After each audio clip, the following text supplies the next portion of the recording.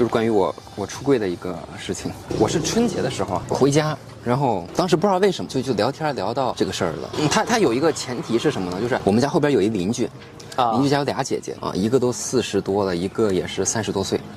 然后他俩都没结婚，他那个小女儿跟我姐是一届的，然后我通过我姐的描述，就是她一直留着个小短头发，看起来就是那种干练哈看起来就是那种就是男孩，小时候跟男孩一块玩，就是那种假小的那种性格啊，到现在没结婚。因为你邻居家有这种事儿，你回家的时候都是会聊的啊，都会聊。我一过年回家，我问我妈，我说后面2个结婚的吗？其实我就是故意问她，因为我知道她不可能结婚，就想这个，对我就想把这个话题引出来。看我妈什么态度，就是前几年也是，我妈其实对这种事她无所谓，没有态度。然后我在外面能赚钱，能好好生活养活自己就差不多了。对，然后我就问她，我说后边那俩姐姐结婚了吗？还没结婚。她说没有结婚。哎，我说人家结不结婚其实也无所谓的吧，因为那2个姐姐在大连嘛，做牙医的。牙医很赚钱，牙医赚钱也是算是大城市吧，大连也算是蛮大的城市了。然后她在大连自己买的房子。那可以啊，就自己经济也独立了嘛。对，在自己买的房子，每个月可能也有1、2万的收入，能过得非常好的那种，你知道吗？是的。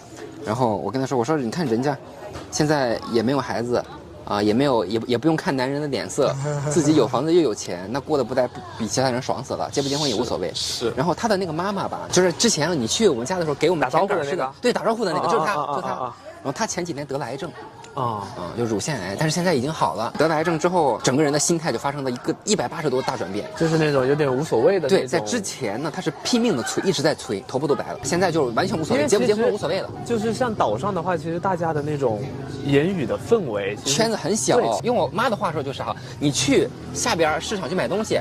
你就知道整个岛上的事情，只要被人看到，别人就会问你女儿怎么还不结婚？对，是你问一遍又一遍，问一遍又一遍，他们家长也会烦，这很正常。我妈也是一样，一下去就问你儿子买房子了吗？儿子找对象了吗？结婚了吗？就这样，但是哎呀，我们是这么说，但父母不会这么说。跟他说，我说后面那个姐姐可能是同性恋，应该是。妈妈也知道这个词，这个他知道，估计人家可能过得比我们想的要好得多。我就这么一说，然后我妈好像对这种事情但也无所谓。我说完之后，她的态度就是点点头，然后继续看手机，点点头继续看手机。她对这个东西好像没有什么特别的在乎。然后就在我前几年的时候我是经常会跟我爸说，我说我不结婚。就其实那时候就跟家里人有透露过我不结婚。对，而且这个事情不光是跟我爸说过，春节的时候去我姥姥家吃饭。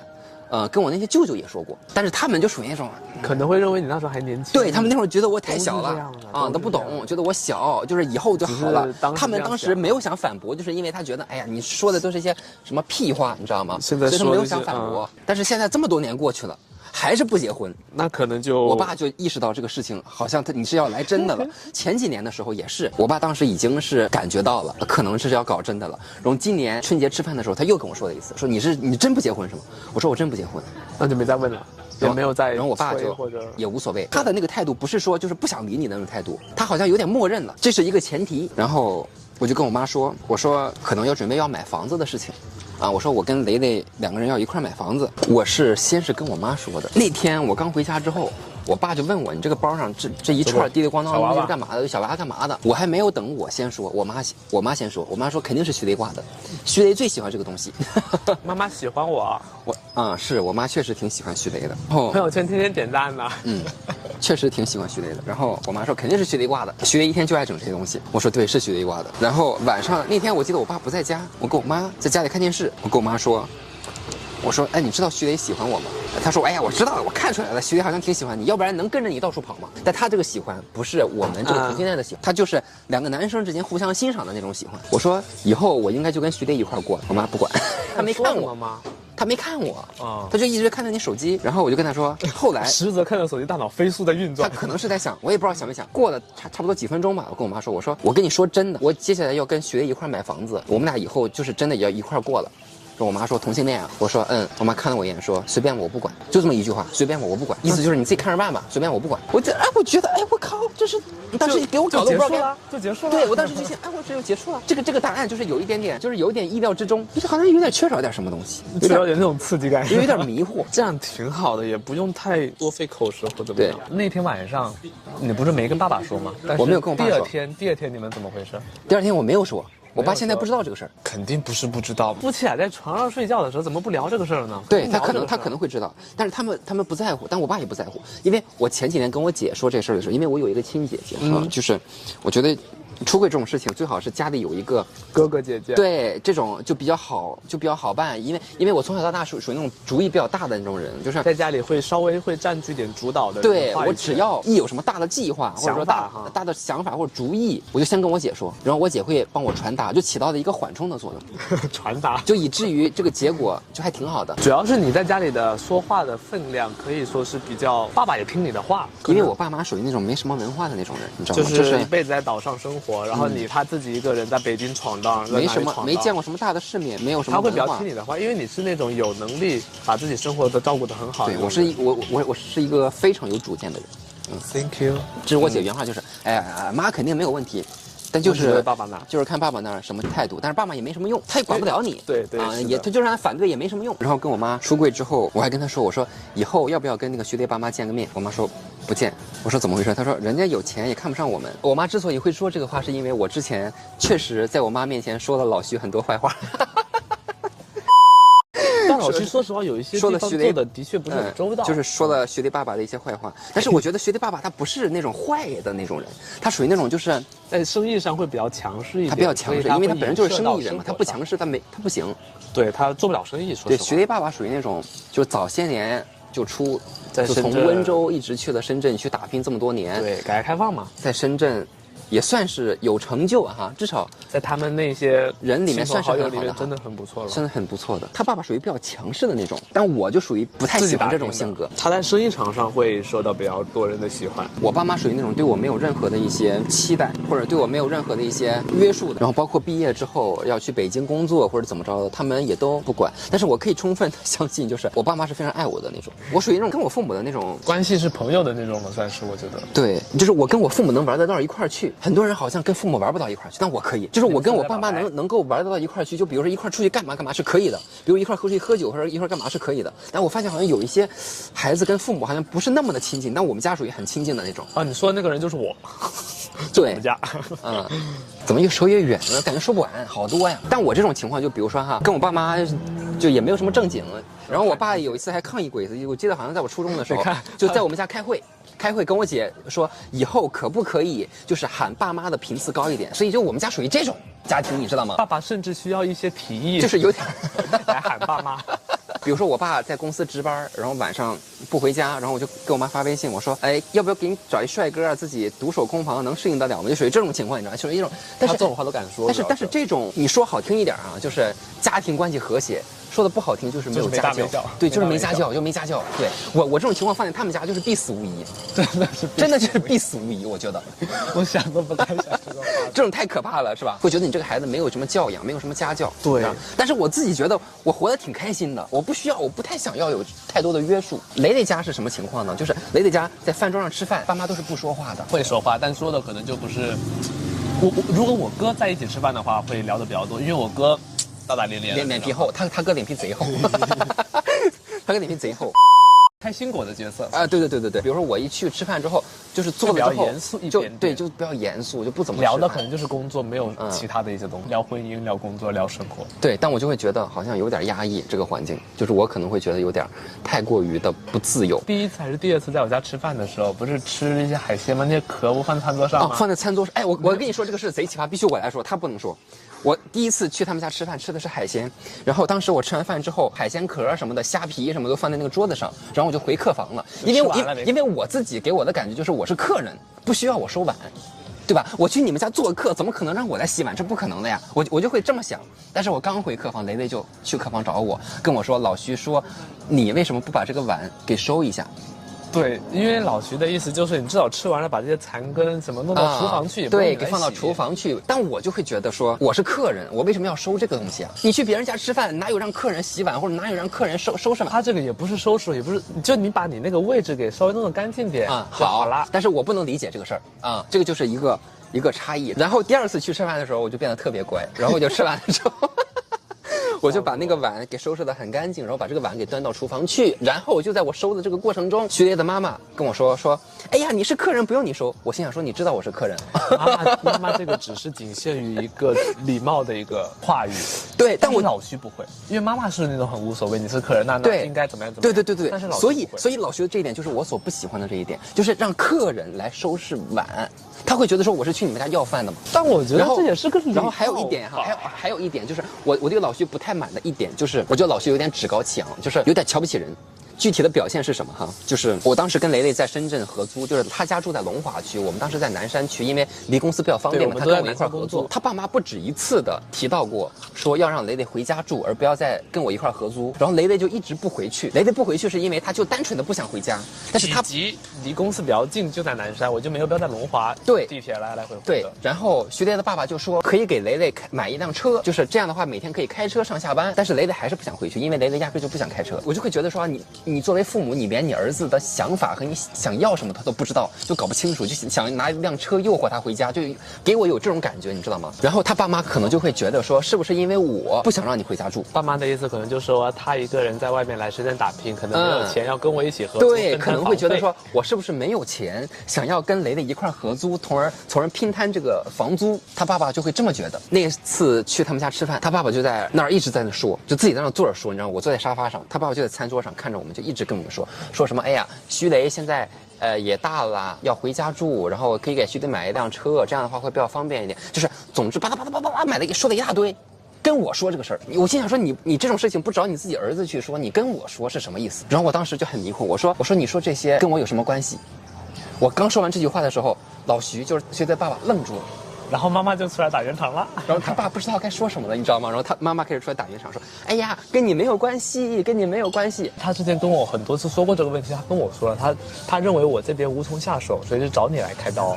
对，我就觉得他可能是觉得我牵制住他，不想让他回家。他爸好像就不知道该说啥了，后面就一句话都没有再说了，直接就给我搞得有点迷惑。但是我当时不是完全没有准备，我是有准备的，我就知道他会说，因为饭桌上他一定会说这个，对，一定会说的。我那天去之前我就做好准备了。这也就是我不是很想回家的原因，因为老是会揪着一些之前已经讨论过无数次的问题，还要再反复的炒冷饭，反复的说，他就想得到一个他的结果，我就觉得有点控制有点过于强了。我对他妈妈的印象是非常好的，但是对他爸爸的印象是有一点点不太好的。我当时跟我妈说，我说我可能早晚会跟徐雷的爸爸吵一架，就因为这些事情嘛。我妈妈当时没有跟我说什么东西，就是在我春节离开家要走的前一天晚上，我妈突然来找我，你到了徐雷家里之后，不要跟徐雷的爸爸去吵。我以为这个事情完了，我没有想到我妈记在心上，妈妈还是会，我妈记在心上，因为她知道你可能对会有这个可能性去他知道我这个性格，我妈就跟我说你不要去跟徐雷的爸爸吵，这样的话会把徐雷夹在中间。你看妈妈都会做，雷会不好做。这就是家庭与家庭的差异。对，然后但是徐雷没有出柜，其实我觉得哈，徐雷也是早晚的事儿。为什么呢？因为他妈妈一直就是想让徐雷回家，也一直问你们俩是不是睡在一张床上，因为很尴尬。我们在南山租的时候，其实就是单间，那没办法，就只能是睡一张床，然后爸妈会问呢，就一直催着他回家，一直催着他回家。就之前也不止一次的那个给我发微信发小作文，对，发很长的一段微信。妈妈可爱说小作文了，反正核心思想就是分开住，两个男生分开住，就是回来住，或者是我们给你弄一辆车，你每天开车上下班，对，也通勤也方便或怎么样的。对，甚至提过一个比较离谱的一个建议，就是妈妈搬到你们那边来。就是想要有一种监视的感觉。其实我觉得哈，徐雷的爸爸应该是隐约知道我们之间的关系可能超出了朋友的范围，因为他跟我爸妈不一样，我爸妈可能属于那种没有见过世面的，他爸妈属于完全见过世面的，在深圳开门店的呀，他不是对那种大客户，他是对普通的消费者，各种各样的人都有。我觉得他妈妈不会不知道，不想承认，想拖着，想先拖着看一看。说到哪儿了，刚刚？然后最后的话就是给大家关于一些出柜上的一些建议。个人觉得哈，就身边也有一些朋友出柜或者怎么样的，其实说一个最通俗的哈，你得有钱，经济基础不能依赖于你的父母。对，就不用说是同性恋的，我跟你说异性恋也是这样。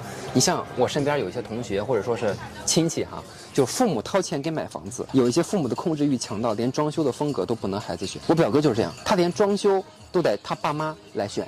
装修成他爸妈喜欢的样子，这就是没有办法。你花父母的钱，对你花的父母的钱，你就是要这样。你得有一定的经济基础，就是你得要实现，不用太受限于就是经济自由。如果说你能自己买房子，就自己买房子吧。父母那么爱你，他当然希望你过得好，他更希望的是身边人该怎么说啊。如果说一些眼光，比如我刚刚说的那个，我妈下去买东西，朋友啊，问他说，哎，你儿子工作怎么样？你儿子结婚了吗？你儿子房子买了吗？啊，你想一想，你又工作也没有一个正经工作。如果是换做你的话，其实你也很难对你工作也没有个正经工作，你赚不了几毛钱，对象也找不着，最后搞一个男的，领一个男的回家。我跟你说，大部分的父母都不能接受的。